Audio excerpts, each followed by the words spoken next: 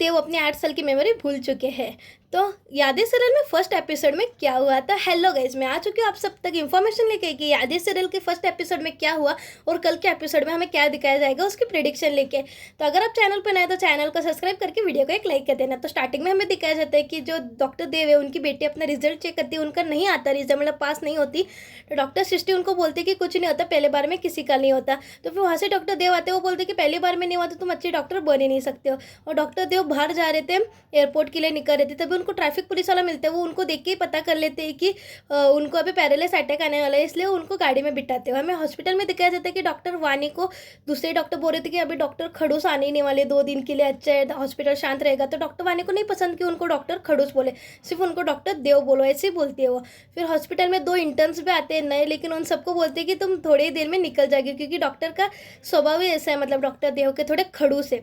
और हमें दिखाया जाता है कि हॉस्पिटल में जिनके बच्चे का मतलब ये हुआ था, मर गया था उनका बच्चा हॉस्पिटल में किसी गलत दवा के वजह से, तो वहाँ पे आके बैठे थे, उनको बदला लेना था डॉक्टर देव से।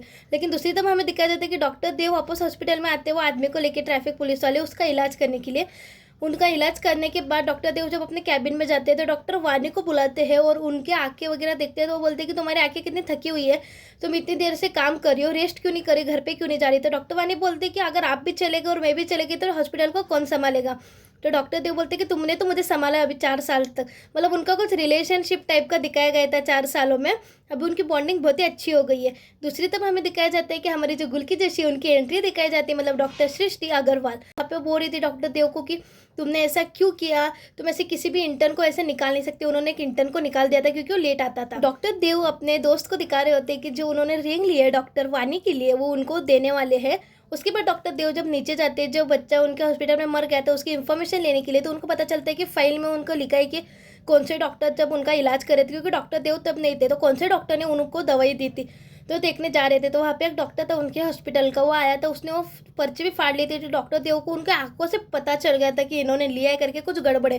तो लेते हो नीचे जाके डॉक्टर सृष्टि को बोलने ही वाले होते क्योंकि वो सीईओ होती है, लेकिन तब तक जो आदमी जिसका बच्चा मरा है वो इन देव मेहता को गोली मार देता है। डॉक्टर देव को वो सुन के भी नहीं लेता कि उनकी गलती नहीं थी। तो फिर डॉक्टर देव को सब लोग लेके जाते हैं इलाज कराने के लिए, तभी वो मतलब उनकी इलाज होता है। 24 घंटे बाद हमें दिखाया जाता है। तो डॉक्टर देव अपने आंखें बंद करके सोच रहे थे वो 8 साल पहले की मेमोरी, जब उनके बच्चे छोटे थे उनके साथ वो खेलते थे, उनकी लाइफ बहुत ही अच्छी थी डॉक्टर सृष्टि के साथ, मतलब इतनी सिंपल लाइफ थी उनकी।